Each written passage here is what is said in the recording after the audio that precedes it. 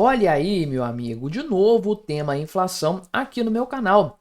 Já tinha alguns dias que eu não falava sobre isso, mas agora temos os dados do IGPM de abril, depois de uma queda, de uma deflação, entre aspas, no mês de março, nesse índice aqui, tivemos um índice surpreendente para o mês de abril, 0,24%. Ah, mas não é muita coisa. De fato, porém, isso é muito mais alto do que o mercado esperava.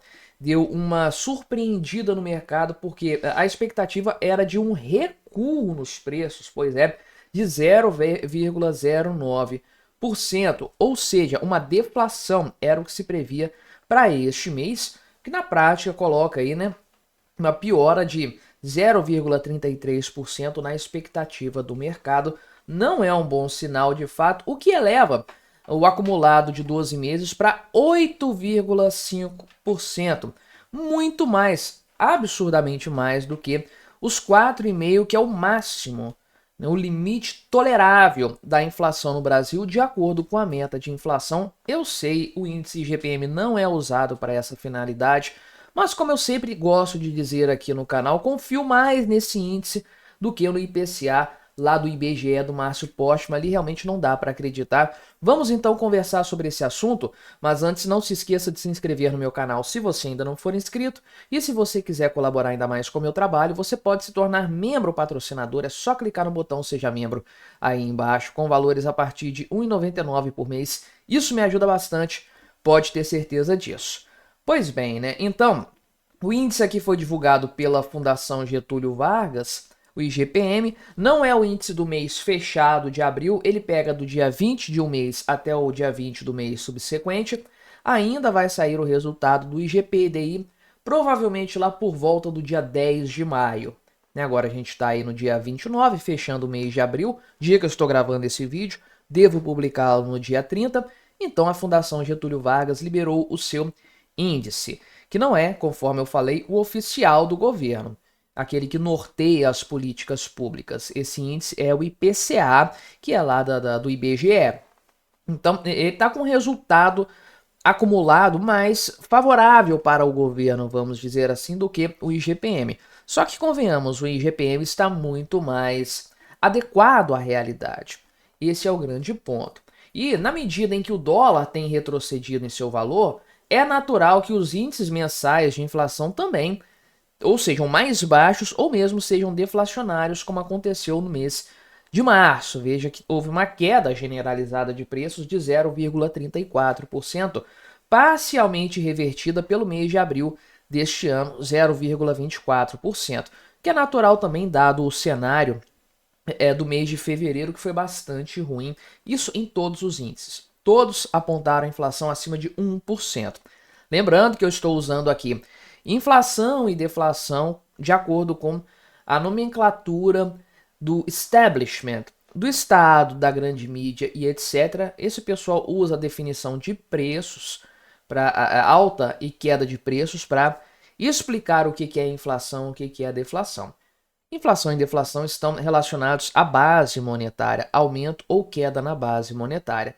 Os preços, a variação dos preços, isso aí nada mais é do que a consequência mais visível de uma inflação que já aconteceu. Então, se você quiser saber a real inflação da moeda brasileira, pega o gráfico M2 e veja o quanto que ele subiu nos últimos 12 meses. Aí realmente você vai ter uma noção nesse sentido. Mas aqui estamos analisando preços. E bem, né, conforme eu disse, isso aqui foi uma surpresa negativa, porque o mercado esperava, o consenso do pessoal da Reuters, esperava um recuo de 0,09%. Então, frustrou bastante de maneira geral a expectativa e piorou o cenário de preços de maneira geral na análise do mercado, em relação à análise do mercado, né? Então, veja aqui, por exemplo, que o índice de preços ao produtor amplo, que é o que compõe a maior parte do IGP, que é o índice geral, responde por 60% desse índice, subiu 0,13% no mês de abril. Ah, não é uma alta muito grande, beleza, mas ele recuou 0,73% no mês de março. Então veja que a piora em relação ao mês anterior de praticamente 1 ponto percentual, 0,9 pontos percentuais. Então, realmente uma piora considerável, com alguns itens puxando isso para cima, né? E é claro que o índice ao consumidor não ficaria para trás. Ele responde por 30% aqui, né? Da 30% do índice geral e teve uma alta de 0,46%. Ah, mas isso aqui é uma desaceleração, porque no mês de março teve 0,80% de alta. Beleza. É percentual em cima de percentual. Então, se está subindo constantemente, tá tudo ficando mais caro. Inclusive, é muito difícil você ter sucessivos aumentos em percentuais elevados, porque é um efeito cascata. Então, quando você tem uma alta muito grande, muito expressiva em um mês, a tendência é você ter uma alta menor ou mesmo uma correção, um índice negativo no mês seguinte. Não significa que o cenário se reverteu. É percentual em cima de percentual. O exemplo que eu sempre dou aqui no canal, um produto que custa R$10. Digamos que de um ano para o outro, ele passou a custar R$20. Então, qual foi o índice de inflação, né, de alta de preço dele? 100%. Ele ficou 100% mais caro em relação ao ano anterior. Aí, decorrido mais um ano, ele passa a custar R$30. Qual foi o índice de inflação nesse segundo ano? 50%. Ele estava custando 20, passou a custar 30. Ah, então a inflação caiu, desacelerou, a alta de preços desacelerou. Não, subiu R$10 do mesmo jeito. Só o percentual que ficou menor, porque percentual é danado para enganar. A gente tem que olhar a coisa da maneira correta, né? Enfim, tem alguns itens aqui que realmente puxaram para baixo, né, o índice geral, mas teve aqui a desaceleração da passagens aéreas, tarifas de ônibus, né, arroz, mas de maneira geral o negócio continuou subindo. E o índice aqui nacional de custo da construção subiu 0,59%, mas ele responde apenas por 10% do índice geral, né? E aí a gente tem, então, né, aqui tem uma análise melhor do pessoal da Fundação Getúlio Vargas, no próprio site da Fundação Getúlio Vargas, de fato, aqui, enfim, você pode ver que tem queda, né, desaceleração em alguns itens, mas todos eles positivos. Ou seja, está tudo aumentando de preço. A gente tem aqui a consolidação dos dados numa tabela de um bom período, né? Vai aqui desde 89 para frente, então dá para a gente fazer uma avaliação de longo prazo, mas o foco mesmo é aqui em abril de 2025, o dado mais recente disponível. Então veja que o índice geral está menor do que o índice do mês anterior, mas perceba também que esse índice de março é uma leve correção em relação à alta brutal que aconteceu no mês de fevereiro. Assim como o mês de janeiro foi uma desaceleração, porque a inflação vinha aqui na faixa de 1% ou mais há já 3 meses. Então, percentual em cima de percentual, a coisa vai dando uma equilibrada de fato. E o índice que realmente importa nessa análise, justamente para afastar enganos pontuais, é esse aqui, ó. Essa coluna é o acumulado de 12 meses. Então veja que, ok, o mês de abril teve uma leve queda, uma leve correção em relação ao mês de março. Estava 8,58, caiu para 8,50. Ainda está muito elevado. Esse é o problema geral dessa comparação da inflação. E veja que o índice em março subiu, né? Olha aqui. Subiu, estava 8,44, subiu para 8,58, acumulado de 12 meses, mesmo com uma taxa negativa no mês de março. Mas como que isso é possível? É porque a taxa de março do ano passado era ainda mais negativa. Olha só, uma queda de 0,47. Eu lembro que na época eu tinha até falado na análise de fevereiro que se em março nós tivéssemos ainda uma deflação, uma queda de preços, mas se essa queda fosse menor do que 0,47, o índice geral iria subir e de fato isso aconteceu.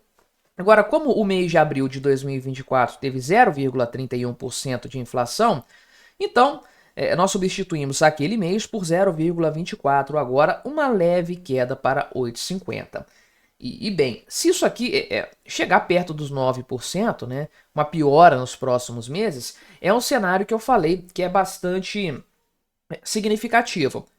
Digo de novo, isso aqui não é o índice oficial do governo, beleza, mas eu vou usar assim mesmo. A meta de inflação do governo é 3%. O teto da meta é 4,5%. Se chegarmos a um acumulado de 12 meses de 9%, isso significa que nós teremos uma inflação 3 vezes pior do que a meta estabelecida pelo próprio governo e perseguida pelo Banco Central e 2 vezes maior do que o máximo, o limite de tolerância que é o teto dessa meta, né? Tudo bem que o mês de maio do ano passado foi 0,89, particularmente eu acho difícil o mês de maio de 2025 ter uma inflação tão elevada assim. A tendência, portanto, é que esse índice comece a cair, aliás, continue caindo nos próximos meses. Aqui os índices são bem altos nessa meiuca do ano, de acordo com o IGPM. E, bem, é para acontecer isso, já estava na hora. O Banco Central está estrangulando a economia brasileira há muitos meses com uma taxa de juros muito elevada, justamente para conseguir esse cenário. A duras penas, parece que sim, a inflação está começando a entrar nos eixos. Até quando? Depende de uma série de fatores, depende do interesse do governo Lula, que, convenhamos, não está nem um pouco interessado nisso. Meu amigo, que camisa horrorosa é essa? Certamente você viu a polêmica da camisa vermelha da seleção brasileira, realmente uma coisa assim lastimável.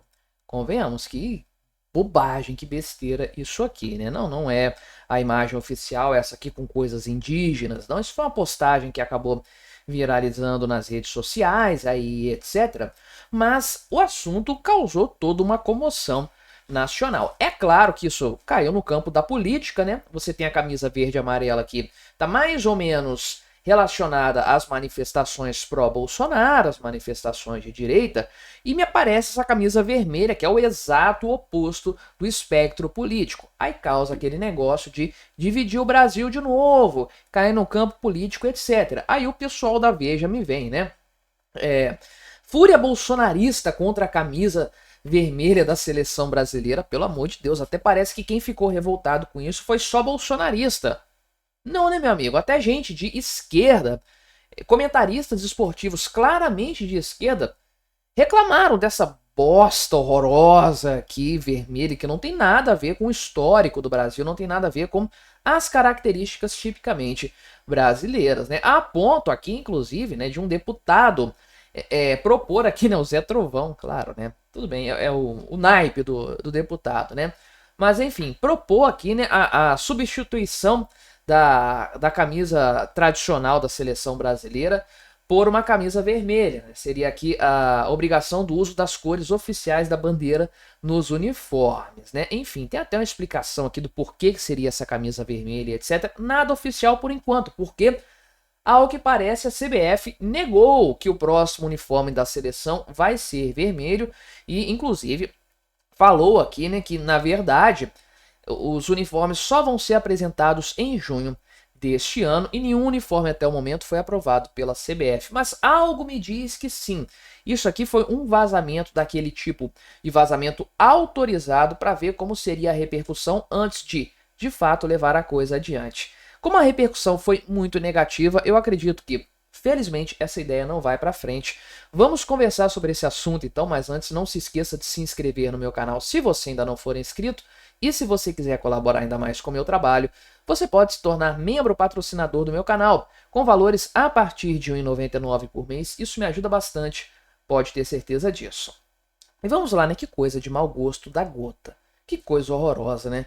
Olha só, que coisa medonha essa camisa vermelha. Volto a dizer, não tem modelo definido. O que saiu, né, nas redes foi, na verdade, uma notícia ali, né? Foi no site inglês Footy Headlines, que a camisa brasileira seria, da seleção brasileira, seria vermelha com o símbolo da Nike, substituído aqui pelo é o Michael Jordan, que é esse aqui, né? Não sei, não lembro quem que é, mas seria substituído por isso aqui, né? Então essa informação que saiu, e esse site costuma acertar esse tipo de coisa, tanto que virou tema aí de debate, de discussão, até programas aí de TV aberta, TV a cabo, internet, que são relacionados ao mundo do futebol. Então o pessoal da área de fato caiu matando em cima disso aqui, e não há quem defenda essa história, exceto aqui, né, a senhora Frida Kahlo, né, a página aqui do Twitter, né? Aliás, você pode me seguir no Twitter, Quinta Essência, procura lá que você acha, Essência Quinte. E aqui, bem, essa página, né, ao que parece, é de um torcedor ou uma torcedora, não sei, do Atlético Mineiro, né? Fico muito envergonhado, a não ser que seja uma página aqui de zoeira, de curtição. Entrei no perfil, não parece ser de zoeira, não, parece se levar a sério. Mas enfim, eu como atleticano fico envergonhado com isso aqui, né? Mas faz uma explicação a respeito da bandeira aqui, por que haveria, né, essas cores aqui do vermelho. E, meu amigo, a explicação aqui é patética. Vamos dar uma olhada. Então isso aqui tirou da cachola, volta a dizer, espero que seja zoeira. Se for zoeira, diga aí nos comentários para eu poder rir disso aqui com mais vontade, né? Então, a cor vermelha aqui seria do pau-brasil, né? Da cor do pau-brasil, que dá nome ao país, né? Ao Brasil, enfim, né? E é a cor que remete aos indígenas também, sendo que o verde e amarelo é uma cor monárquica. Sim, o pessoal fala, né? Ensina nas escolas que não é o verde é das florestas, o amarelo das riquezas. Não, verde e amarelo é da família real de Bragança, né? Então, a qual pertenciam os imperadores do Brasil. Então, de fato, nós herdamos isso aí do Brasil Império, as cores, mas o significado o pessoal tentou mudar, mas a origem é justamente essa. E aí, né, essa página esquerdista aqui fala então, né, que as cores verde e amarelo da seleção ficaram aí estigmatizadas, né, foram sequestradas pela extrema esquerda, o pessoal que tentou dar um golpe de Estado no Brasil e aquela coisa ali, né, e falou que isso aqui está encalhando camisas nos estoques. Meu amigo, fala sério, né? Mas, enfim, aí o patrocinador não gostou, forçou para que a coisa fosse diferente. Então, né, o pessoal falou, nós vamos usar a cor vermelha, então, que representa o sangue dos indígenas, a cor da pele dos índios, a população original aqui do Brasil e etc. Tanto que nesse desenho aqui, que deve ter sido feito com inteligência artificial, não sei. É um negócio meio tribal aqui, né? Enfim, seria uma coisa mais indígena. Nada oficial, porque, volta a dizer, a CBF negou que isso aqui seria, de fato, adotado. Não tenho muita certeza a esse respeito, volto a dizer, né? Então, é o Michael Jordan mesmo, né, que apareceria lá e não o símbolo da Nike, né? Enfim, o pessoal aqui, de maneira geral, não gostou. Pouquíssima gente gostou disso, conforme eu falei, gente de esquerda não gostou dessa mudança de cores aí, que, fala sério, né, não faz o menor sentido. Agora, não faz sentido também isso tudo ter surgido, essa conversa, sem motivo algum.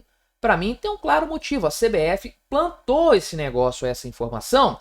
Na minha opinião, é claro, não tenho provas disso. Mas plantou essa informação para ver qual seria a reação popular a respeito disso. Como a reação foi a pior possível, isso não vai para frente. Provavelmente não veremos, felizmente, né, o Brasil usando uma camisa que não tem nada a ver com a seleção brasileira, né? Ah, quer mudar o uniforme, quer fazer uma cor diferente? Não seria a primeira vez que isso iria acontecer, né? O Brasil jogava de azul no passado, mudou para o amarelo, salvo engano, na Copa de 70. Que aí é outro ponto, né? Para falar aqui desse argumento da Frida Kahlo aqui, né?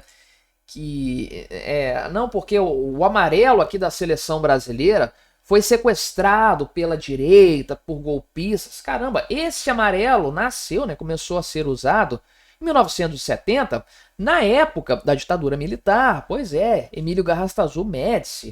O Brasil foi tricampeão naquela época, né? E eu vou falar que eu não gosto de ditadura militar, então vou falar que essa cor não é boa só porque foi usada naquela época. Vou falar que não gosto da seleção de 70 porque era a seleção na época do Médici, da ditadura militar. Não faz o menor sentido, né? É dessa Copa, inclusive, né, a melhor música de Copa do Mundo de todos os tempos, assim, daquela música da seleção, que é aquela Salve a Seleção, né, que é maravilhosa, sensacional até hoje cantada, porque de fato marcou uma época muito boa do futebol brasileiro, que ficou bastante no passado. de fato, né? Também não descarto a possibilidade, é importante frisar, que a CBF plantou essa história toda aqui, não para testar um uniforme que não tem nada a ver com absolutamente nada, que talvez nem estivesse nos planos dela. Plantou essa história aqui para fazer o famoso efeito Ronaldo fenômeno na Copa de 2002. Você lembra, aliás, isso é um claro efeito Mandela na minha vida, né? Tudo bem que em 2002 eu tinha 11 anos, então minhas memórias daquela época não são muito precisas, mas na minha cabeça o Ronaldo Fenômeno tinha usado aquele cabelo cascão, né? Aquele topetinho na frente, a Copa do Mundo inteira. E na verdade não, ele explicou até em algumas ocasiões, né? Ele usou esse cabelo, começou a usar na semifinal, no jogo contra a Turquia, para tirar o foco de uma lesão que ele estava começando a sentir, tanto que aquele gol de bico dele foi feito por causa disso. Ele não estava com boas condições de jogo naquela partida, estava bem claro isso inclusive. Mas ele fez aquele corte de cabelo inusitado para pautar a imprensa, isso de acordo com ele, tá? Para pautar a imprensa e tirar o foco da questão da possível lesão que ele estava sentindo naquele momento.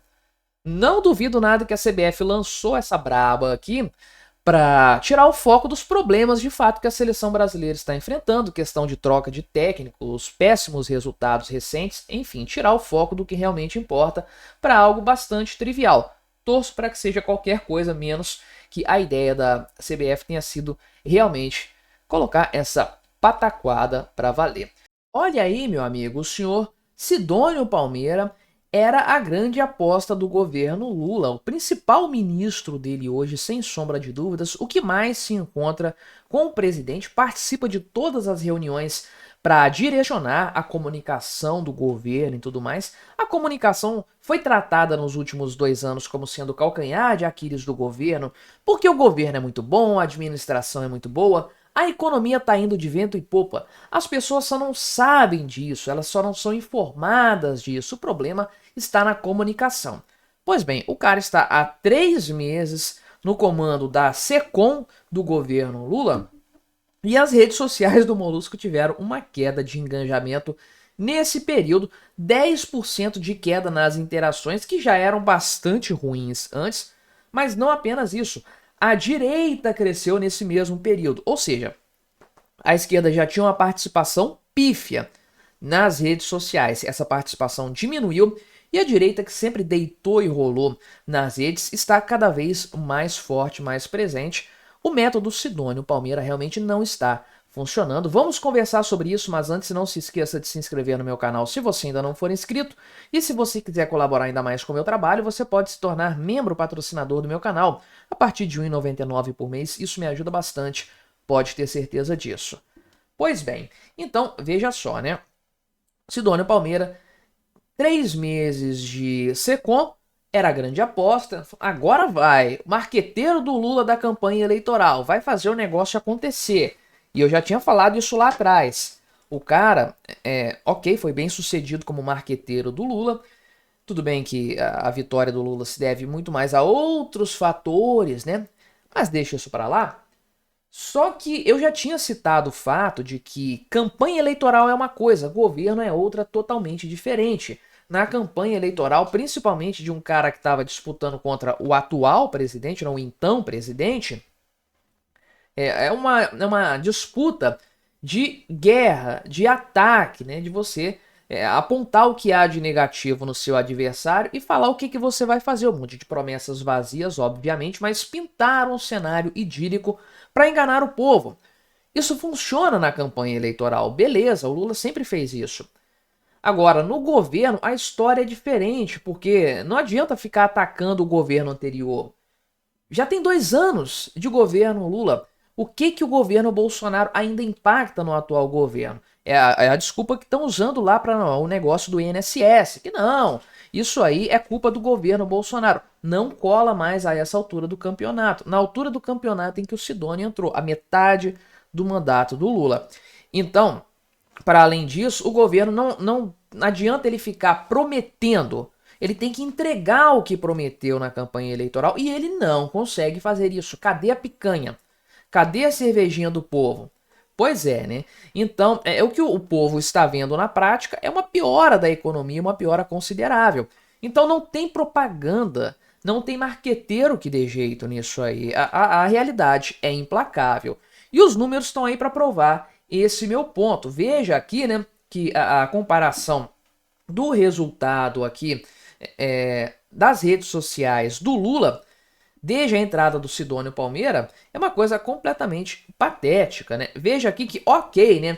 As redes, as contas governamentais, beleza, tiveram um crescimento grande, 152%, né? Nossa, isso aqui é impressionante, né? Mas caramba, ninguém segue essas redes sociais. Rede de ministério de alguma coisa, não é assim que funciona. As pessoas seguem pessoas nas redes sociais. Então o que importa realmente é redes sociais do Lula, que inclusive tem um foco muito grande na divulgação de políticas do governo. Como está o desempenho dessas redes? Bem, a interação por postagem das páginas do Lula recuou 10% depois da mudança, ou seja, o Paulo Pimenta conseguia um resultado muito melhor do que o Sidônio Palmeira nesse sentido.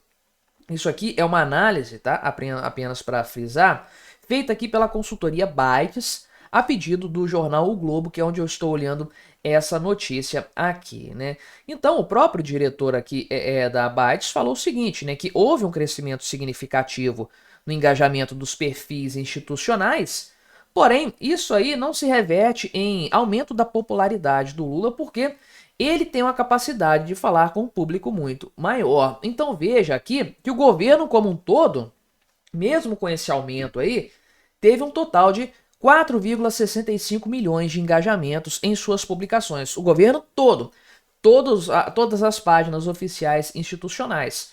E o Lula teve 26 milhões de acessos. Então o cara tem 6 vezes mais acessos do que o governo como um todo. E ele está caindo. Não adianta nada o governo aumentar porque não faz tanta diferença no fim das contas. Só que a coisa fica ainda mais cruel para o governo Lula, para a esquerda como um todo, quando você compara isso com a direita. Olha só, os números aqui próximos do Bolsonaro, ou o próprio Bolsonaro, tiveram uma alta considerável no mesmo período, nessa transição aí de SECOM do governo Lula. Então veja aqui que o Bolsonaro teve uma alta de 34% no engajamento das suas publicações, né? O Flávio Bolsonaro, 84%. Nicolas Ferreira, 50% a mais de engajamento. Olha a surra que esse pessoal tá dando no governo Lula em matéria de participação e engajamento nas redes sociais, sem ter o Estado nas costas botando dinheiro para fazer a coisa acontecer de maneira orgânica, de fato, né? E olha só, o Romeu Zema, né, o Tarcísio de Freitas, teve um crescimento de mais de 60%, Romeu Zema também, são possíveis presidenciáveis, então todo mundo está crescendo nas redes sociais, pessoal com grandes chances de cargos importantes no ano que vem. Bolsonaro, Tarcísio, Zema são presidenciáveis, eventualmente o Tarcísio pode se reeleger para o estado de São Paulo, o Zema pode ir para o Senado por Minas Gerais, se não for presidenciável. Enfim, Nicolas Ferreira, cotado para o governo, até para o governo de Minas Gerais, né? O Flávio Bolsonaro deve tentar manter o seu cargo de senador. Aliás, eu não sei se ele sai agora, né? Eu não lembro exatamente quando que ele concorre novamente. E dá uma olhada aqui. O Bolsonaro tem 90 milhões de interações. Olha o número do Lula, 26 milhões de engajamentos. O Bolsonaro tem mais do que o triplo, né? Mais do que o triplo que o Lula e quase 20 vezes mais que o governo Lula como um todo, que todas as páginas institucionais. É uma coisa completamente insana.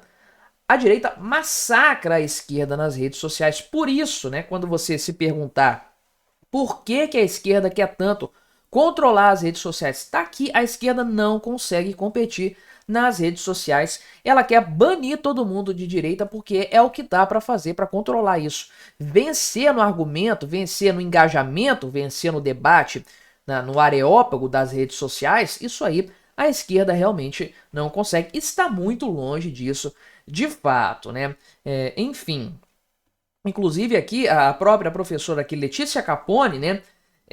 Do pessoal, que ela é da PUC, ela do Rio, ela falou o seguinte, né, que o pessoal de esquerda tem uma dificuldade muito grande de emplacar temas, né? Eles não falam do que o povo quer saber de fato, na prática, né? Ela fala aqui que a esquerda, a direita, aliás, a extrema direita, né? Porque você tem esquerda e você tem extrema direita, só isso.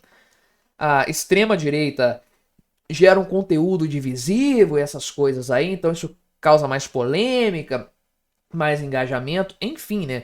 O grande ponto, contudo, é que, de fato, você tem um debate por parte da esquerda que é completamente irrelevante para a grande população. As propagandas, as campanhas, tudo isso é muito artificial, isso não convence, isso não é orgânico e cada vez mais se prova para todos que a esquerda é incapaz de fazer mídias sociais. Olha aí, mesmo com o gênio do marketing, né, o grande marqueteiro Sidônio Palmeira, o Lula está sendo cada vez menos visto nas redes sociais e o Bolsonaro tá bombando, o Tarcísio tá bombando, o Nicolas, o Zema, todo mundo bombando. Só a esquerda definhando cada vez mais. Olha aí, meu amigo, mais um capítulo na novela que parece interminável do Banco Master. Pois é, agora já envolvendo a área política. Na verdade, os parlamentares do Distrito Federal. Porque você tem aqui, por um lado, o pessoal do Senado Federal, né? Os 3 senadores do Distrito Federal fizeram aqui uma requisição para ouvir lá no Senado o presidente do BRB, que é o Banco Regional de Brasília, interessado em adquirir o Banco Master, e também o presidente do Banco Master. Então, eles querem ouvir os interessados, aí, os CEOs das partes, para saber exatamente o que está por trás dessa história. Um pedido protocolado pela Damares Alves, que é oposição, né?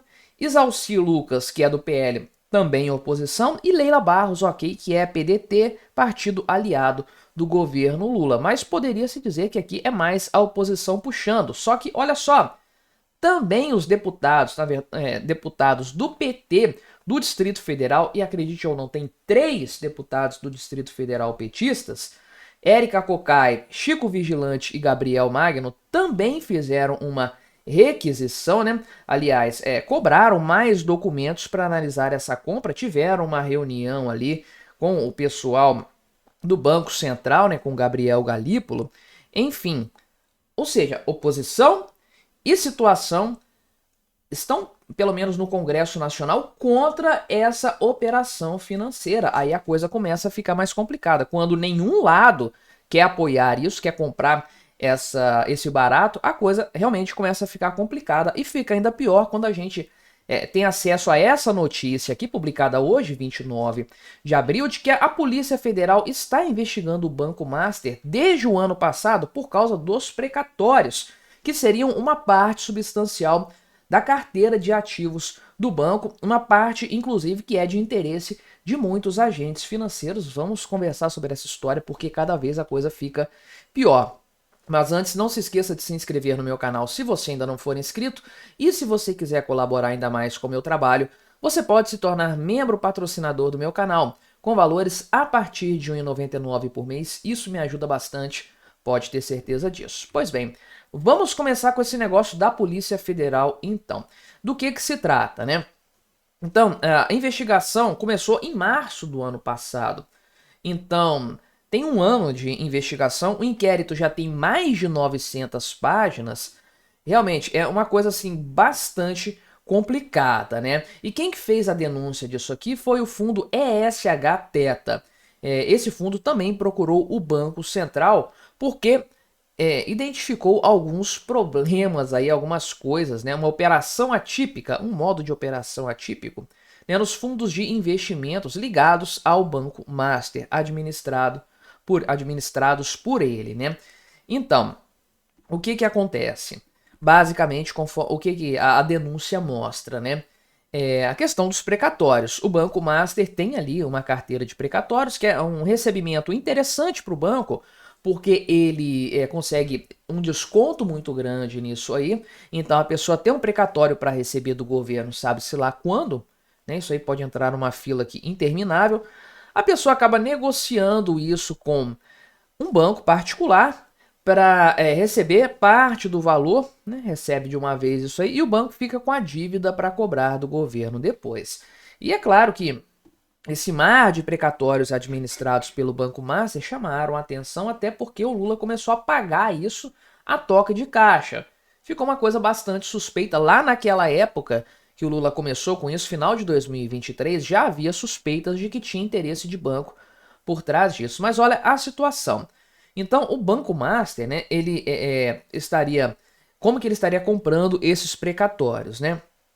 Quem comprou isso aí foi um fundo controlado pelo Banco Master. Então, quem comprou o lado do o detentor dos precatórios não foi o Banco Master diretamente, foi um fundo que é controlado pelo Banco Master.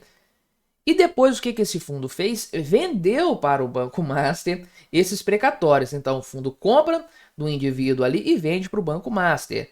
Em qual valor? Um valor de 235% de valorização, né, sobre o chamado valor de face daquele produto. Ou seja, isso claramente tem um intuito de inflar o valor desse ativo dentro do balanço do Banco Master. O negócio vai entrar com esse preço aqui. 235% a mais do que deveria valer. Então, o ativo fica lá em cima, aquele negócio completamente distorcido. E aí, meu amigo, levanta-se uma série de dúvidas, né? Por que isso foi feito?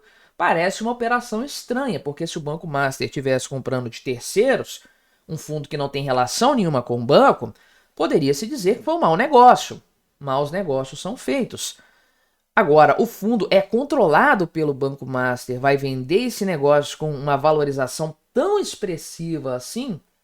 Realmente é uma coisa a se questionar, de fato, né? Então, geralmente o que acontece no mercado é comprar precatórios com valor mais baixo, desvalorizados, porque o risco é muito grande, então tem que ter um desconto nisso aí. Não foi o que aconteceu com o Banco Master, que comprou do próprio fundo que ele administra com uma valorização bastante expressiva, por sinal, né? Uma história muito mal contada. E bem, né? Aí, isso aí, essa questão da venda do Banco Master aqui, então, acabou repercutindo desde o início muito mal. Tem a questão aqui dos CDBs, né, que não seriam sustentáveis, provavelmente não o são. O Banco Master falou que queria comprar 58% do BRB e ia ficar uma parte de fora, talvez a parte dos precatórios, né? Enfim, é uma coisa assim bastante estranha de maneira geral. Veja aqui, né, que isso aqui é o chamado Zé com Zé, o nome desse tipo de transação, né? Tem aqui o Fundo de Investimentos em Direitos Creditórios Amazonita, né? É um dos fundos aí. Entre os cotistas desse fundo tem outro fundo que é ligado ao Banco Master. Olha a confusão disso aqui, né? Então, o Banco Master pagou lá em 2020, ele era Banco Máxima ainda, né? Ele pagou 320 milhões de reais por precatórios que haviam sido adquiridos 5 dias antes pelo fundo Amazonita por 136 milhões de reais. Meu amigo, é uma história muito mal contada.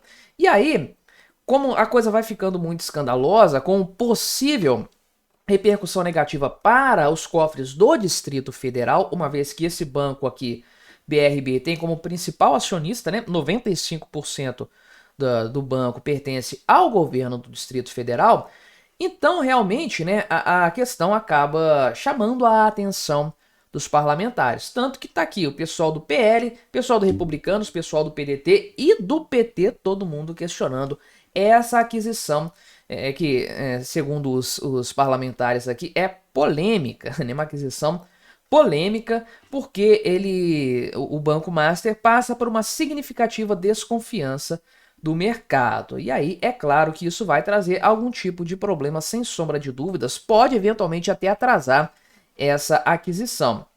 Veja aqui que o pessoal do PT, os deputados petistas do Distrito Federal, se encontraram com o Gabriel Galípolo, né?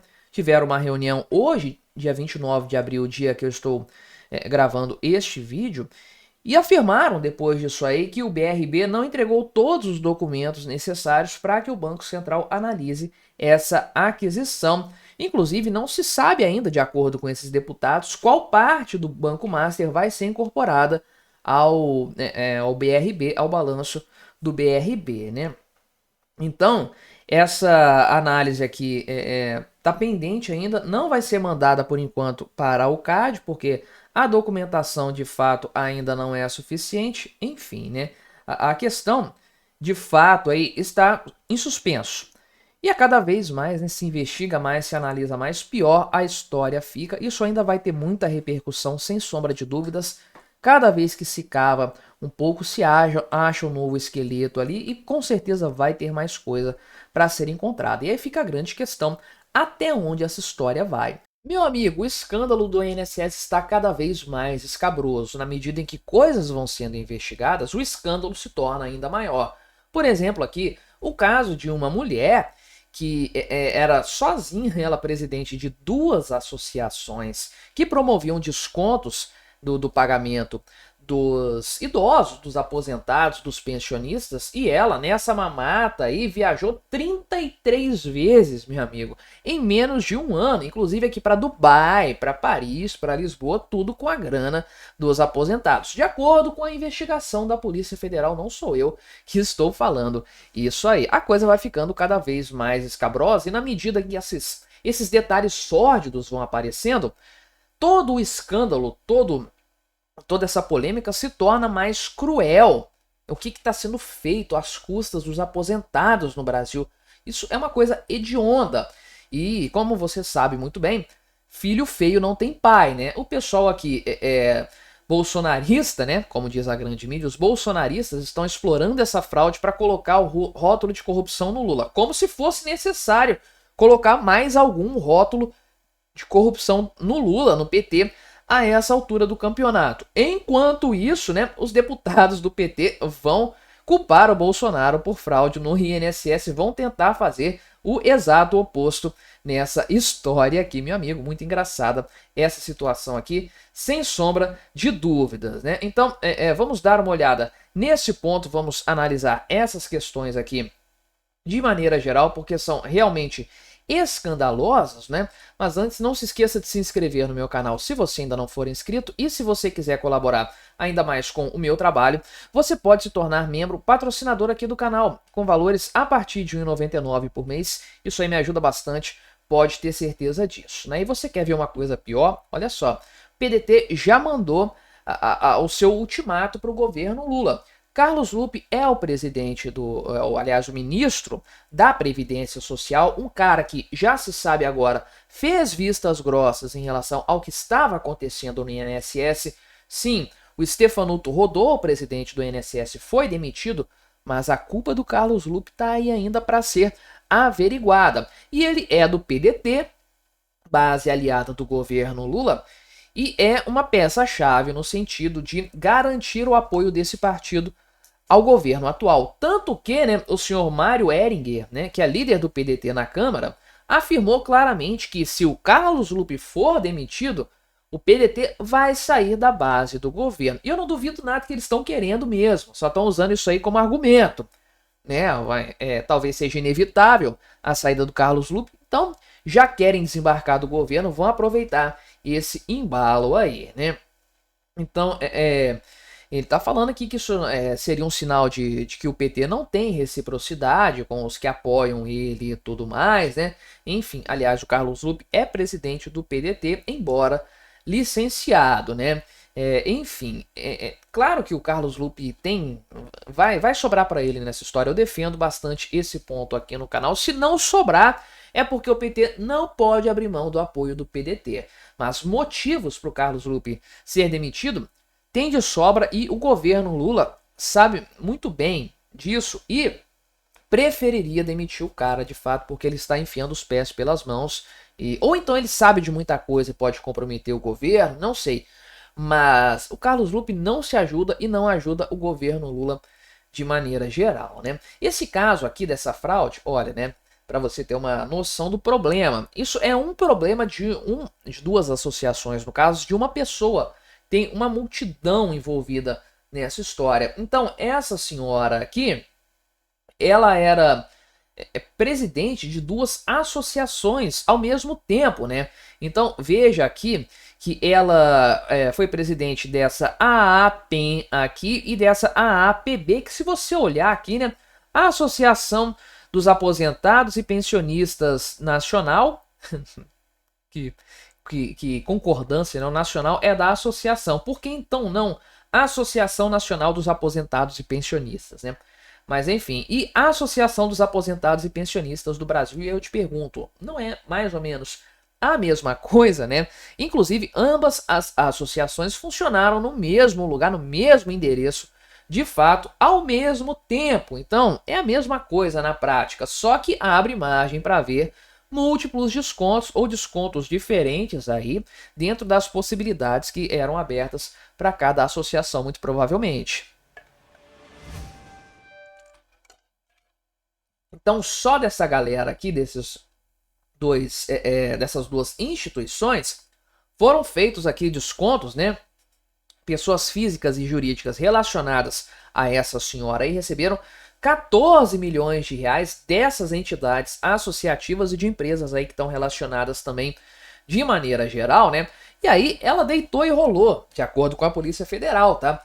Então ela viajou 8 vezes em 2023 e 33 vezes em 2024. Foi para Dubai, foi para Paris, foi para Lisboa, né?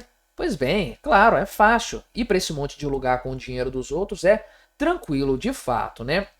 E tem 6 pessoas ali que acompanhavam ela com muita frequência nessas viagens. Enfim, vai ter mais gente aí sendo investigada, né?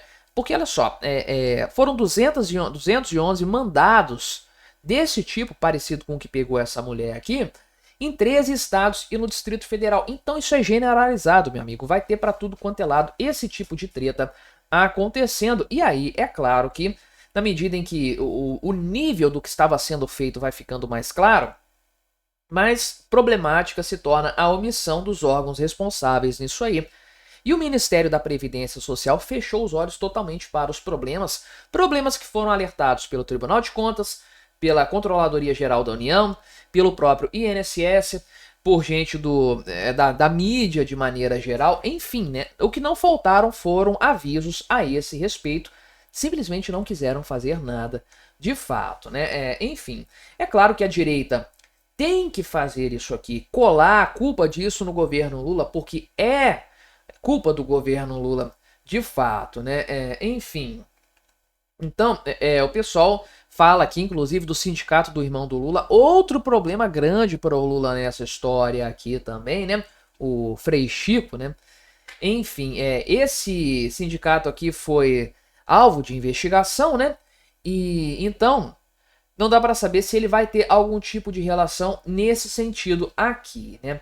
Enfim, o tempo vai dizer provavelmente, porque muita coisa vai vir à tona ainda, né? Já os deputados do PT querem culpar o Bolsonaro por esse problema aqui, falando, né, que essas fraudes começaram lá atrás, que o grande problema aconteceu lá atrás, né, 2019, 2020, 21, 22, mas os números mostram que, de fato, a maior parte do desembolso aconteceu em 2023 e 2024. E os avisos de que isso estava acontecendo se deram principalmente em 2023 e 2024. Então, não há o que se questionar a esse respeito aqui. O governo Lula é o grande culpado nessa história aqui, né? É claro que a coisa se tornou muito mais escandalosa sob o governo Lula, provavelmente porque o cenário se tornou muito mais favorável para sindicatos, para associações e, é claro, né, para todo esse pessoal que faz até hoje um lobby para o retorno do imposto sindical e coisas do tipo. Isso aqui virou um prato cheio para essa galera sindicalista e quem gosta disso realmente é o governo Lula, né? Mas me diga aí, o que você achou da minha análise? Colabore com o nosso debate, se inscreva no meu canal se você ainda não for inscrito e até a próxima.